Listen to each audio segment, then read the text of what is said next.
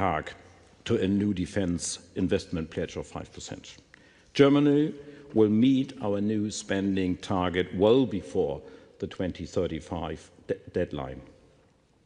This year alone, as many of you know, Germany made relevant steps toward facing up our geopolitical reality. In March, we adapted our constitution to allow for more adequate military spending. Last week, the Bundestag passed a reform of our conscription law. And more importantly, this year, Germany has also become Ukraine's biggest supporter in terms of both military and non-military assistance. At last week's NATO foreign ministers meeting, together with Norway, Poland and the Netherlands, dear Mark, we announced financing for 2 additional packages of acquisitions under the prioritized Ukraine requirements list, bringing our total contribution to $700 million. But I also want to say this: more allies in Europe need to urgently step up. We are grateful for the United States' efforts in pursuing a lasting peace in Ukraine. Relevant progress has been made with crucial Ukrainian and European involvement in sketching out key principles for this. This includes, in particular, securing an end to the war that leaves Ukraine sovereign, independent, and secure from future Russian aggression. Ukraine has shown remarkable flexibility, most importantly, an openness towards an immediate and unconditional ceasefire. But we are yet to see any meaningful Russian readiness to negotiate. The Russian position today seems to almost boil down to, if we don't get for free what we couldn't get during 11 years of fighting, we won't even talk. That is not a serious negotiation position. But it is a potent reminder that this war will probably only end when Putin feels that the consequences of continuing it having become too painful. To get there are, in my view, 2 things that we, as European allies, need to do. First, we need to increase the pressure on Russia. We need to let Russia know that the costs, especially the long-term costs of continuing its senseless war, are only about to rise. Leveraging Russia's frozen sovereign assets in Ukraine, as proposed by German Chancellor Merz, is a necessary step towards that end. But secondly, and even more importantly, we need to maintain cohesion within NATO. For what sets us apart from Russia is this: we say what we do what we say, and we stand on the side of freedom. And as free countries, the differences in political outlook that will ever cease to exist between us should never drive us apart. For they are first and foremost this: an important source of our strength. I thank you, and I look now forward to hearing you, dear Mark, the Secretary General of NATO. Thank you so much.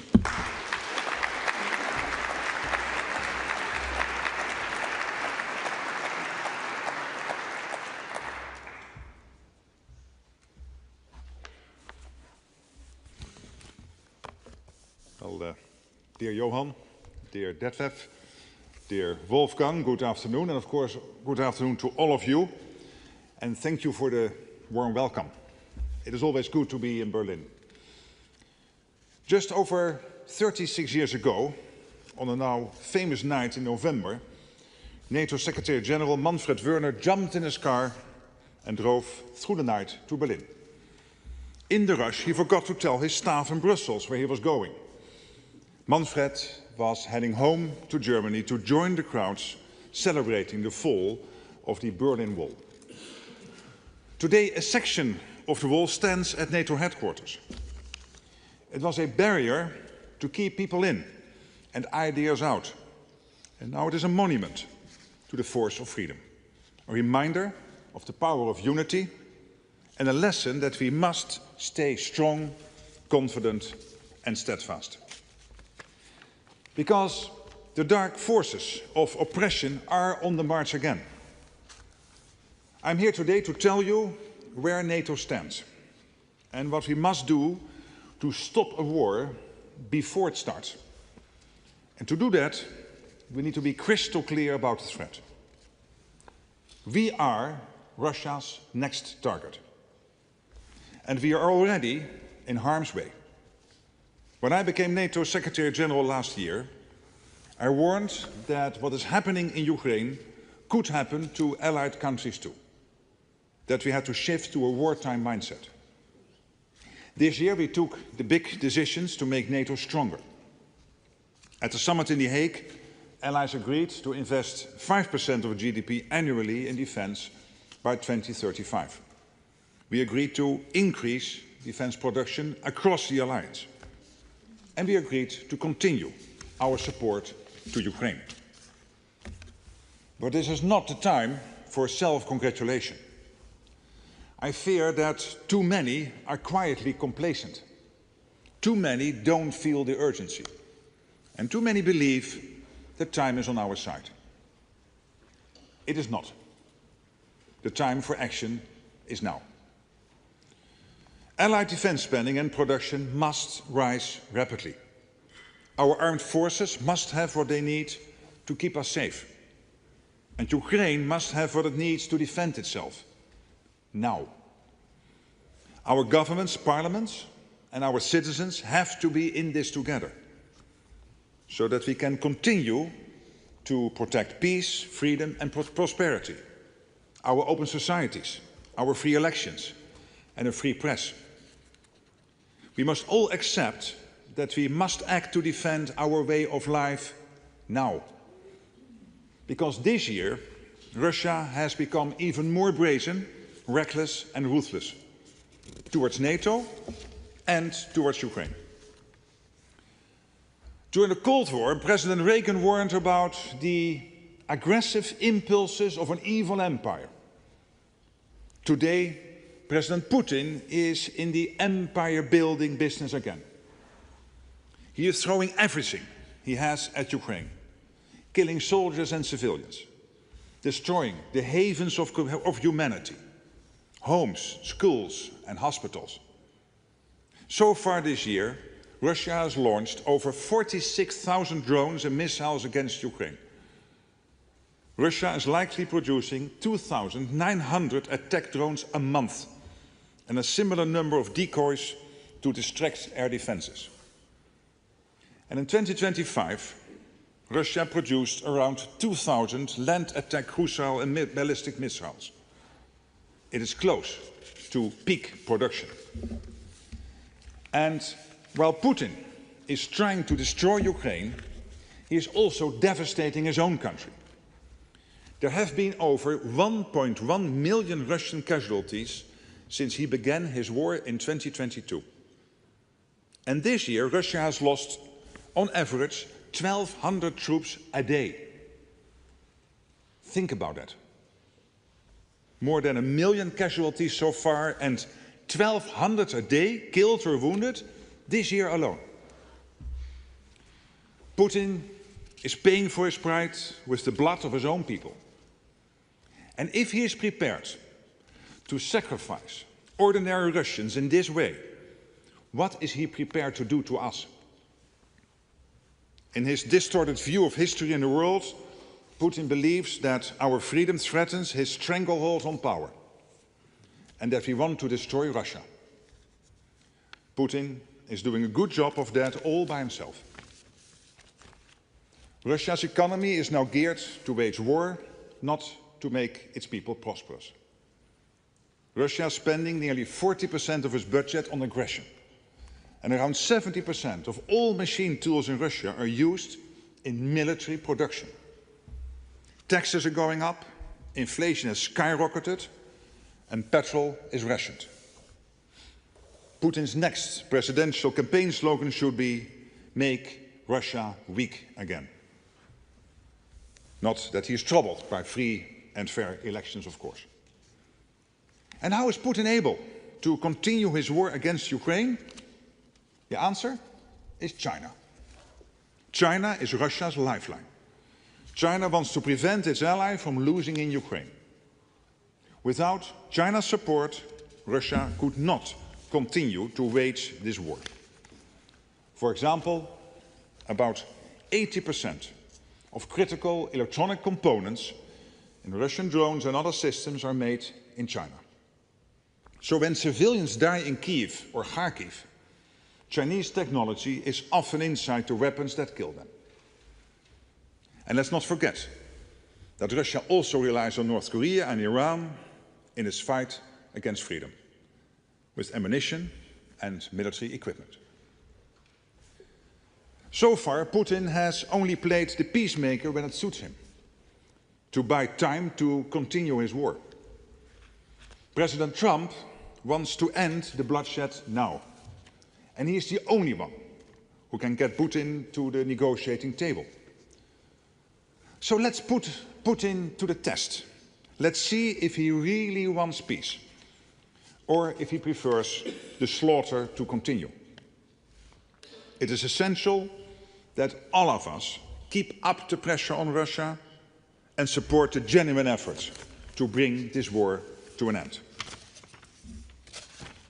NATO support means Ukraine can defend itself today, be in a strong position to secure a just and lasting peace, and be able to deter any Russian aggression in the future. Billions of dollars worth of critical military hardware is flowing into Ukraine, sourced from the United States, paid for by allies and partners. This is firepower only America can provide. We are doing this through a NATO initiative, indeed we call Pearl. Since it was launched this summer, Pearl has supplied around 75% of all missiles for Ukraine's Patriot batteries, and 90% of the ammunition used in its other air defense systems. And I want to thank Germany and all our allies for their support. Pearl is keeping Ukraine in the fight and protecting its population. And I count indeed on more allies to contribute to Pearl and to step up support to Ukraine in many other ways. Because we must strengthen Ukraine so they can stop Putin in his tracks. Just imagine if Putin got his way.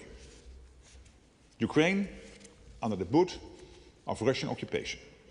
His forces pressing against a longer border with NATO. And a significantly increased risk of an armed attack against us. It would require a truly gargantuan shift in our deterrence and defense.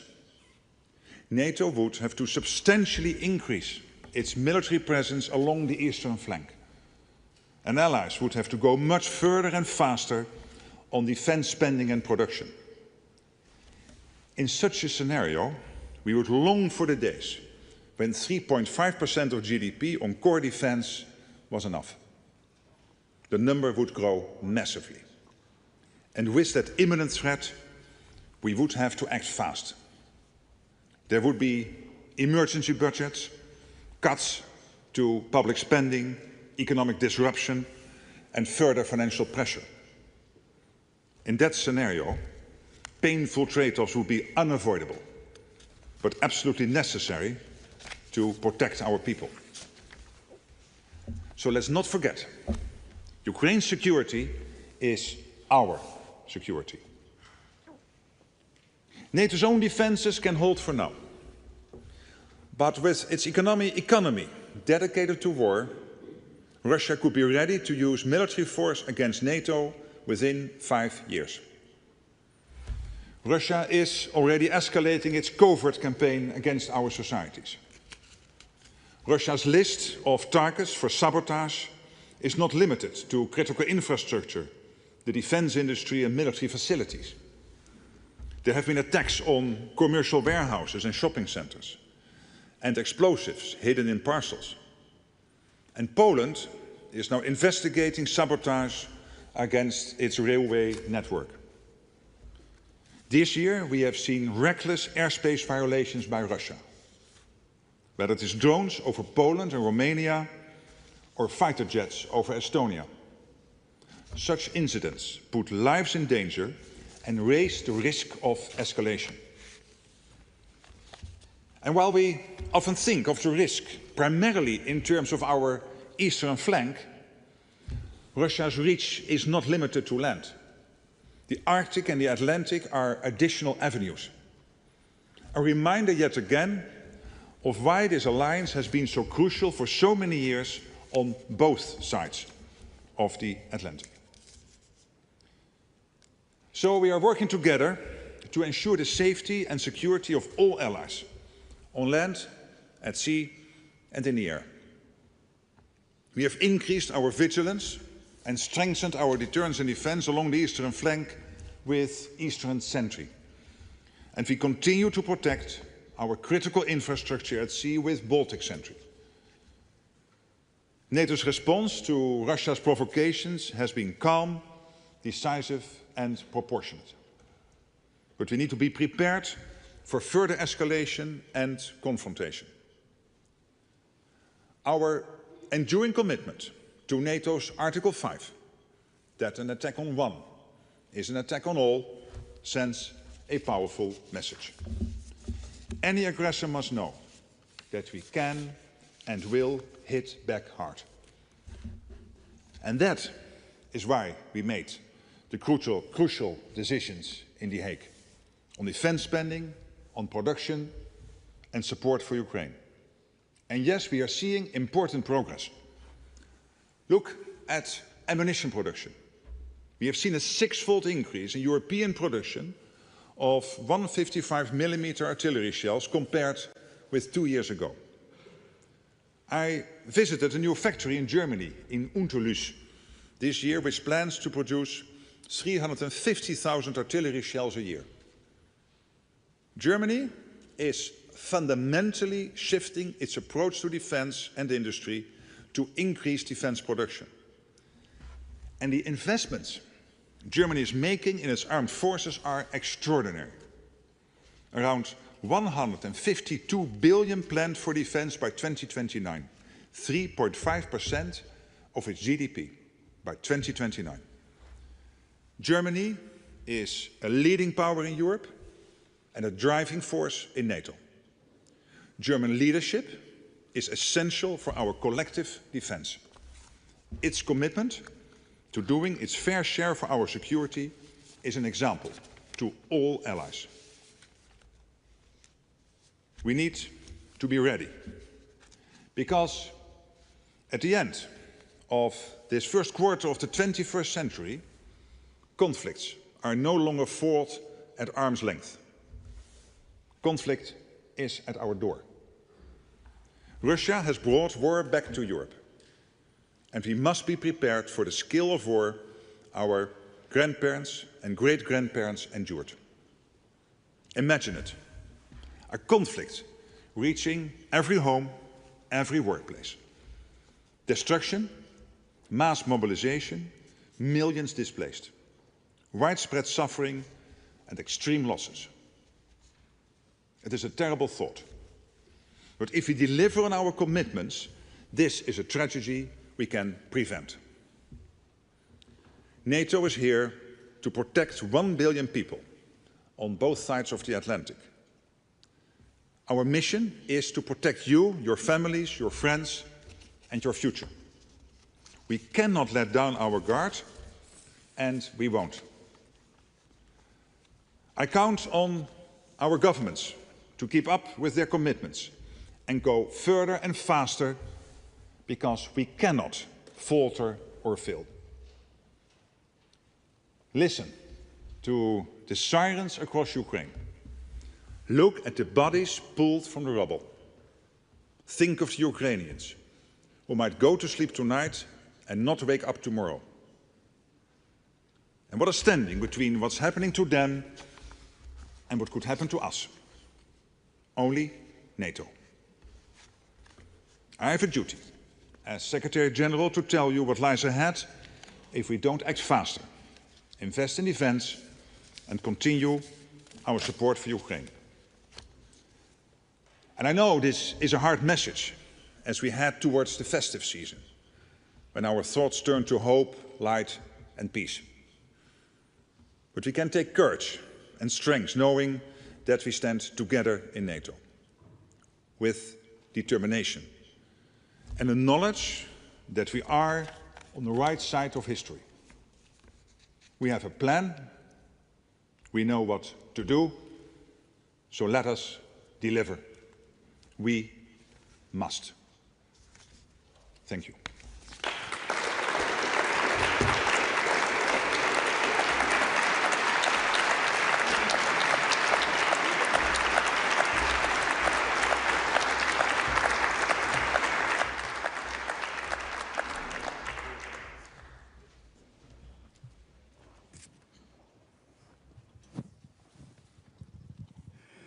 Thank you. Thank you so much, Secretary General.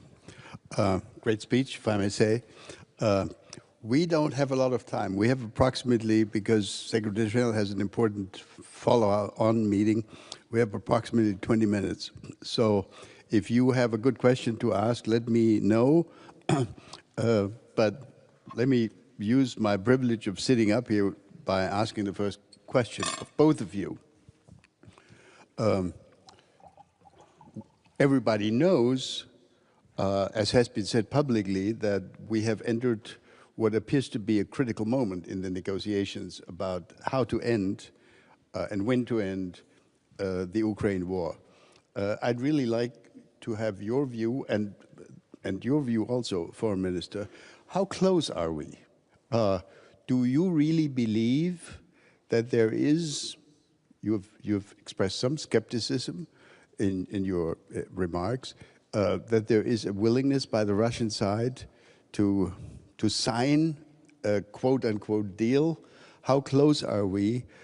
Some people have told me that it might be possible to get something done before Christmas. Well, how wonderful would that be? Is that an illusion? Please. It's difficult to say, that's the honest answer. And I can only say that President Trump, the Americans, are working tirelessly to get this done. And I really want to commend them for that. And Germany and France and United Kingdom, Poland, Italy and the other European allies and Canada are helping, and there the Netherlands to support wherever they can the peace effort. And of course there are various elements. One is, how do you reconstruct Ukraine? There was some news yesterday that progress is being made there. We know that it will be crucial after a long-term ceasefire / a peace deal that the Russians will never ever try again to attack Ukraine. So there have to be security guarantees in place of such a quality and level that Putin knows if he tries again, the reaction will be devastating. And we all know there will be a delicate, difficult discussion about territory, which in the end only the Ukrainians can decide about. Do I think that when it comes to Ukraine, the US and Europe to get to one page? Yes, I'm positive. I think we can. Am I sure that the Russians will accept? I don't know. This is the test, which I also said in my speech. We have to test Putin now whether he is serious. And the guy is willing last month to suffer 25,000 of his own people. 25,000 people dead. Not seriously wounded, no, killed, dead. 25,000. 1.1 million dead or seriously wounded over the last 4 years. So let's see whether he is getting to a point where he thinks that this is unsufferable for him and his people and that he wants to make a deal. But that's of course the big test coming up. I would only add 2 points. The first one is we will only get Putin to that very point if it is absolutely clear that we as Europeans, and of course the United States as well, are with the Ukraine, will support Ukraine, that we will be able, especially in the European Council in the next week, to make it possible to make use of the Russian sovereign assets. That's where the German government is working for. This is a proposal of Chancellor Merz. And we are slightly optimistic to get it through. This is absolutely our target, and Putin has to know, whatever happens, he may be ready for an agreement or not. We will be supporting Ukraine, defending the sovereignty of Ukraine, and be with the people there. Secondly, of course, everybody would expect Ambassador to have an agreement before Christmas. That would be really great, the best Christmas gift for everybody, especially for the suffering people in Ukraine. But it has to be a sustainable solution. So if you look back into German history, it's always not so easy to compare the very historical situation. But we know from the situation after the Second World War how it was ended, with, of course, the military saying, okay, the weak politicians agreed to a peace treaty, which was not necessary at that very point. And that was always a burden for the Weimar Republic here in Germany. So we have to have that in mind, and that was also a point I made in Beijing with my colleague Wang Yi in these days, because he also asked me, why not making an agreement, why not handing over Donetsk to Russia? We, as Europeans, know what it means to have a peace deal which is acceptable and bearable for the people in Ukraine, and which in a way also is part of the guarantees we all need for the future, not to be faced with a new Russian aggression in the future. All right, thank you very much. Since we're here 3 men on the stage, I'll go to a lady first. There is a lady who's raising her arm. Let's go to that lady first. Anja Wielaschek, international editor at Tagesspiegel, Secretary General. Both you and Minister Wadephul have stressed the value of unity, that cohesion, both within the EU and NATO, is our strength. However, we've seen the 28-point plan that tried to formulate commitments to third parties and NATO about NATO's future. We've seen communication coming out of Washington saying that NATO's capabilities in Europe should be served within a very steep timeline. How do you convince someone who does not see value in unity and cooperation of just that aim? And maybe as a plan B, do you see a future for a NATO where the US is explicitly or implicitly withdrawn, a European or other coalition of the willing within NATO? To your second question, no. I don't see that. I think it is crucial that we keep the transatlantic bond as strong as it is today, and it is very strong. When you look at the national security strategy the US brought out, I know there was a lot of talk, of course, in European capitals, but look at what it's actually saying. Complete commitment to European security, complete commitment to NATO, and a complete commitment to the fact that we can only defend the Euro-Atlantic area if we stick together. And yes, there's a lot you can discuss about, but this is at the core there. When you take President Trump, when he was in his first term and now in his second term, he has been extremely clear that he is totally committed to NATO, having one big irritant, the fact that Germany, the Netherlands, and many other countries were not even getting to the old 2%, let alone spending what he is spending, 3.5%. And now in The Hague, we have dealt with this. We decided to move to the 3.5%, equalize with the US. I think it is his biggest foreign policy success when it comes to the Euro-Atlantic area. And not only because we want to equalize with the US, but because we need to spend this money to keep ourselves safe from the Russians. And also taking a careful look at the Chinese military build-up taking place today. And Europe is now stepping up. Germany is leading that whole phase of stepping up with the defense spending here. Germany's presence in Baltic Century, Eastern Century, the coalition of the willing, where Germany and the UK and France and others are working together to agree on what is necessary to keep Ukraine safe post a peace deal, and of course Pearl, so the money needed to buy from America to give the essential weapons to Ukraine. Again, Germany taking the lead. So Europe is stepping up. Germany taking the lead there, but many others also absolutely stepping up, including the Netherlands, the Scandinavians, the Baltics, and of course Poland and many others. So we are in a much better place. So I'm absolutely convinced this alliance is there to stay, and it is crucial. Also in the US interest, because you cannot defend the US without a Arctic which is defended. And for the Arctic you need NATO. You cannot defend the US without a safe Atlantic. And you need NATO to keep the Atlantic safe. Look at the nuclear submarines the Russians have who might want to sail towards the US coasts. And you cannot keep the US safe without a safe Europe. And the Americans know this. All the senior policy makers from the White House down to the State Department, to the Pentagon, they all know this. And they all agree with this. Great. If you ask a question, please identify yourself and please make sure we know whether you address the question to both speakers or only to one of them. Let's go to Matthias Gebauer first, and then we'll go to this side of the aisle. Hi, it's Matthias Gebauer, German magazine Der Spiegel. Mr. Rutte, I have one question. You very much underlined the ongoing and permanent threat Russia poses to Europe, but you also mentioned right now that Russia is also a threat to the US. On the other hand, in the just very recent national security strategy the White House put out, Russia is not even named as a threat. It's quite the opposite. It's named as we want stabilize the relations towards Russia, which is a stark contrast also to the communique of the Hague summit, where Russia is mentioned as the main threat to NATO.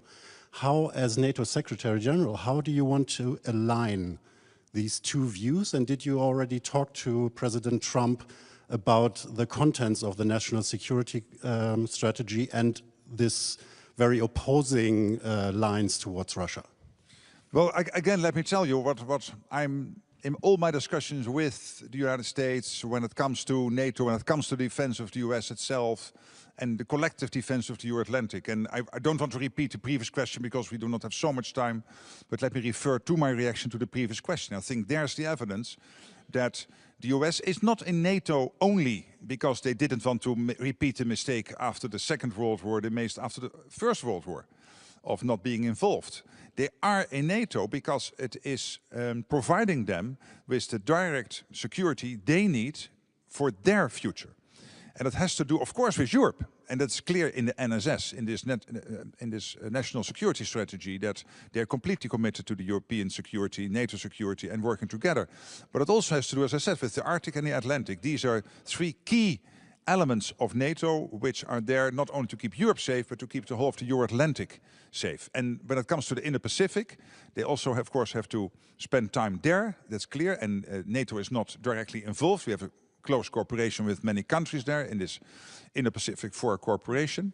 But it was the American president explicitly asking me when I first visited him in the White House in March this year, after he got back into office, after his inauguration, to make sure that we kept that relationship as the IP4 close, because he and all the senior policymakers know that these two theaters, the Indo-Pacific and the Euro-Atlantic, are closely connected. May I add, I would ask all of us not to put things in doubt which nobody puts in doubt in Washington, but only which is put in doubt perhaps and which is challenged in Moscow and in Beijing. And this is the strength and the cohesion of our alliance. And as the 28-point plan was mentioned, it is no longer existing. We had some influence on it. When it was made public, we were able to talk to the Americans. I was able to talk to Steve Witkoff and to discuss the points. We were able to discuss it with Marco Rubio. And we have a new plan, which is a 20-point plan, and which has really changed. So do we have to be engaged with the United States more than before? Yes. Is it possible to find a common ground? Yes. And that was the very success of the Hague summit in this springtime. So when we went forward, when we were clear that we are engaged, that we not only spend 2%, but we are ready to spend 5% or more, United States were there. And of course, there was a common ground, and we found that common declaration. And You see no doubts, also in this specific new paper from Washington, which really put in doubt the nuclear umbrella and the willingness to defend Europe together with the European allies. And please do us not allow to raise questions which were really in the end of the day not raised in Washington. All right, we'll go to this side of there. Where were the questions here? The gentleman over there.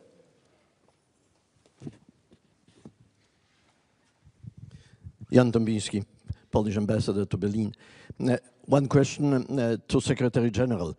In all this discussion about security guarantees for Ukraine, I've nothing found about reduction of Russian military presence on our borders. Is it a part of a discussion? Because this would be the best security guarantee for Ukraine, the militarization of Crimea or of occupied territories at least, to reduce the Russian presence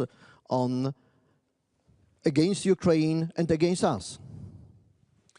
Ambassador, I understand the question. Of course, I am aware of various stages of all the discussions, so I cannot go into all the details.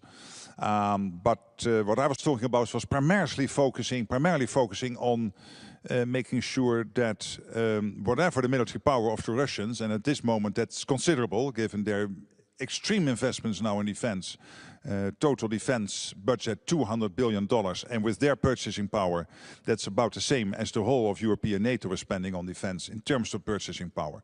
So it's really a lot of money, and they don't have all the bureaucracy we have, so they can take the decisions quickly, easily move to this wartime economy as they have done. And that's why they are posing a threat immediately. And what we need to do with these security guarantees, first of all, is to make sure that they will never try again, by knowing that our reaction will be, as I said, devastating. That's now the prime focus. We have time for maybe two more questions. There's the lady, yes, in the fourth row there.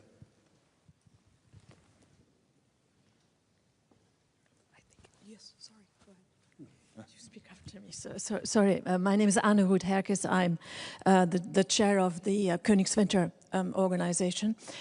My question is addressed to both gentlemen. In your brilliant speech, Secretary General, you referenced the fall down of the Berlin Wall. And I remember when I was a young diplomat, we drew extraordinary insights from the fragility both of the Eastern European, and I apologize about this to our European friends, and Russia and the Soviet Union in particular. Question. To what degree, in your strategic foresight and insights, does intelligence knowledge, and I'm aware you cannot share everything here, play a role about the actual fragility, potential fragility of the current Kremlin regime? And how does that weigh, if it does, Foreign Minister, how does that weigh in your defense strategy? Thank you. Yes, of course, you already gave a part of the answer yourself, that it's a bit difficult to get too much into that, but let me just more generally react that I was 14 years Prime Minister of the Netherlands, and I had a lot of dealings with Putin before he invaded Crimea, and then after Crimea because of MH17, the downing of the Malaysian airplane where 298 people died. And I had a lot of calls with Putin then and met him later in G20 meetings on that subject. And I've stopped a long time ago to guess what's up in his head. I look at the facts. And the fact that you have a dictator willing to sacrifice 1.1 million of your own people. Take Pokrovsk. We are all now intimately aware of the geography of Ukraine. We all know what Pokrovsk is in Donbass, in Donetsk.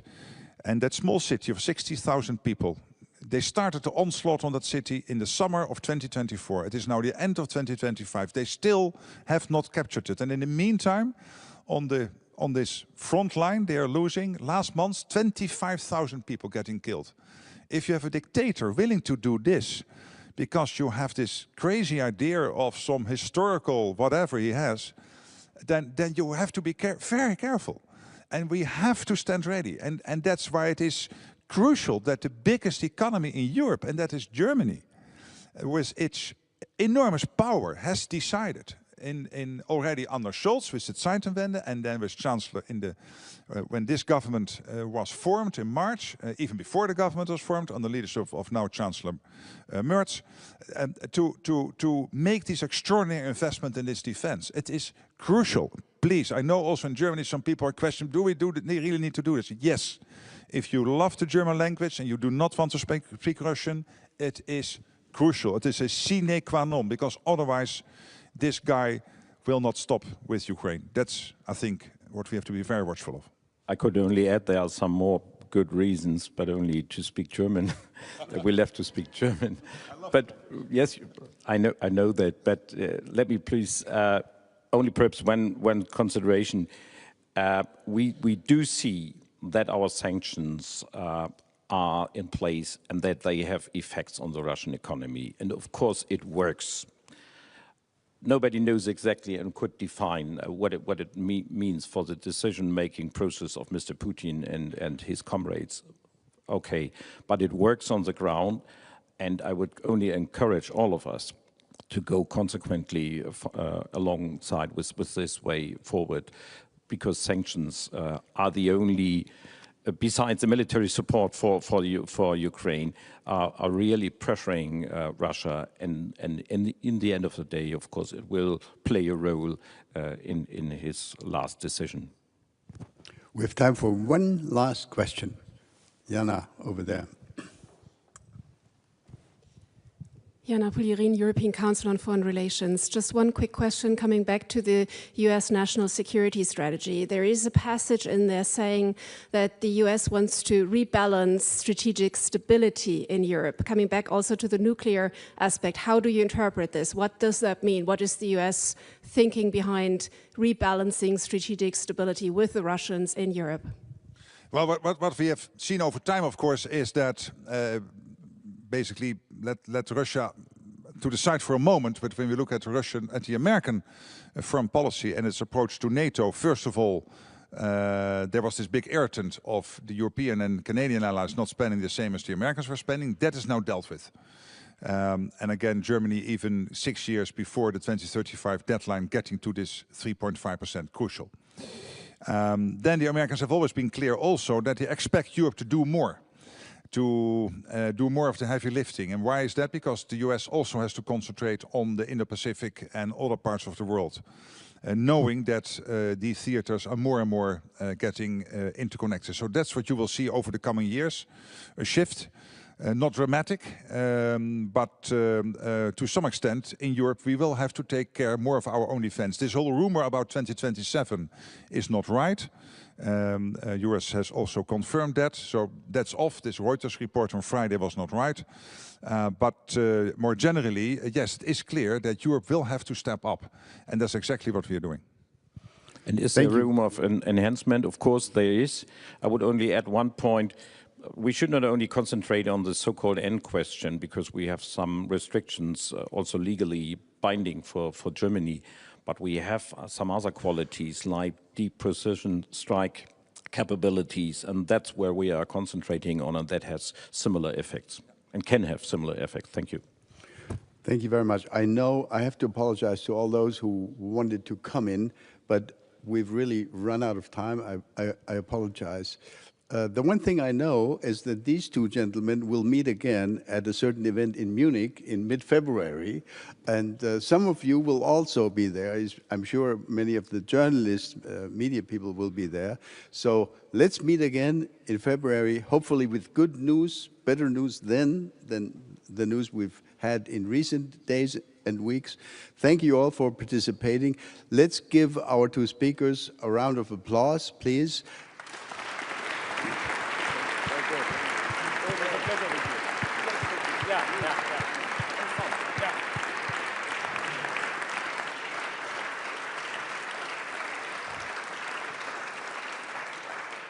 And I think our Bavarian hosts are kind enough to invite us to a glass or something to eat downstairs. Thank you very much.